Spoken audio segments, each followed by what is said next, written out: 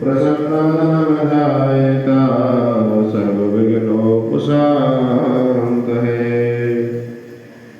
श्री कृष्ण गोविंद हरे मुरारी हे नाथ नारायण वासुदेवा।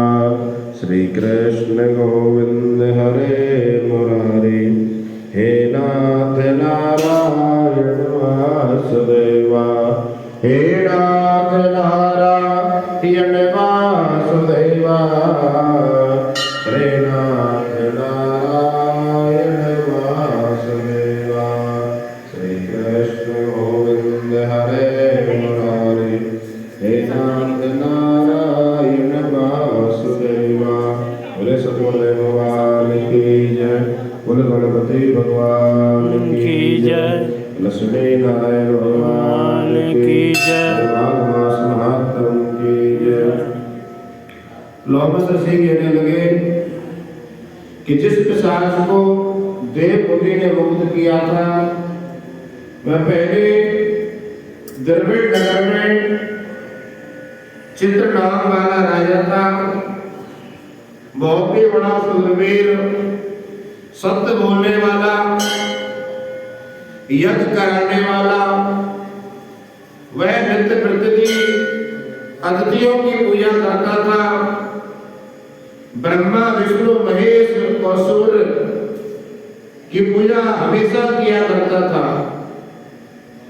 एक बार वह पाखंडियों के मंदिर में गया। वेदहीन भस्म लगाए हुए पाखंडियों से उस राजा की बात हुई तो पाखंडियों ने कहा कि हे राजा, सह धर्म की महिमा सुनो। इस धर्म के प्रभाव से मनुष्य पाप को काटकर मुक्त हो जाता है। कि शिव की आज्ञा के बिना दान यज्ञ और तपों से कुछ नहीं बनता। शिव का सेवक होकर भस्म धारण करने, जटा रखने से मनुष्य मुक्त हो जाता है। जटा धारण करने तथा भस्म लेपन से ही मनुष्य शिव के समान हो जाता है। इसके बराबर कोई पुण्य नहीं है। जटा भस्म धारण किए हुए सभी योगी शिव के सदृश होते हैं। इस प्रकार को पाखंडी उस राजा को गंध विषाद देने लगे।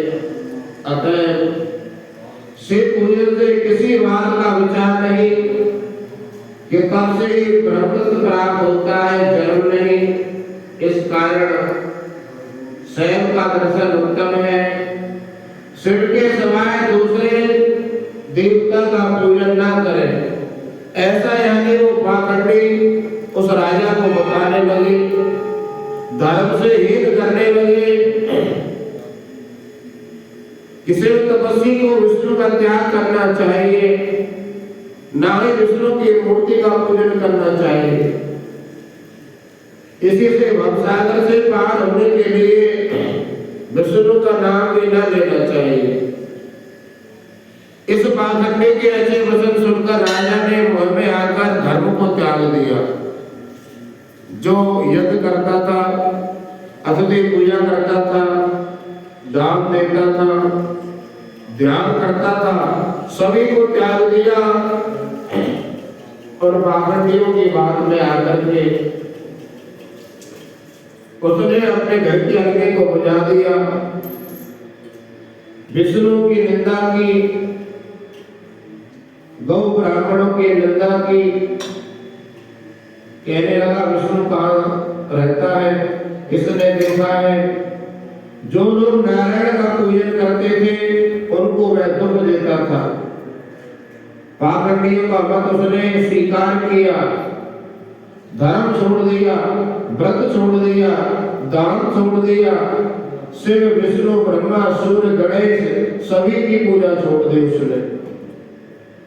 क्योंकि पाखंडियों ने उसको बताया था, दानियों को नहीं मानता था। राजा सदा स्त्रियों के समूह में रहता, गुरु तथा पुरोहितों की बात को भी नहीं मानता, जो कोई भगवान विष्णु का नाम लेता उसको दंड देता। उसके डर से साधु ब्राह्मण और तपस्वी उसका देश छोड़ करके चले गए। सारा देशवासी केवल नदी का जल पीते थे।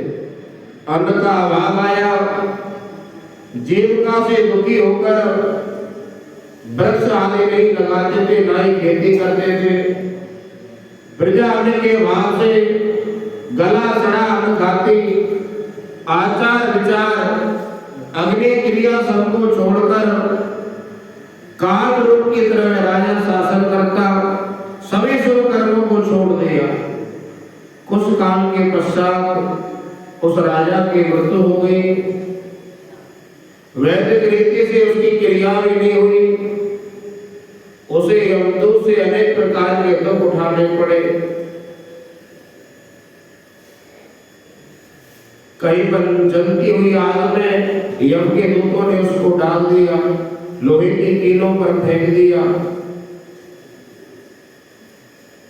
मांस खाने वाले कुत्ता, भेड़िया, शेर आदि के सामने उसको डाला गया। इस प्रकार दूसरे पापियों का हाहाकार सुनता हुआ वह राजा यमलोक में पहुंच गया।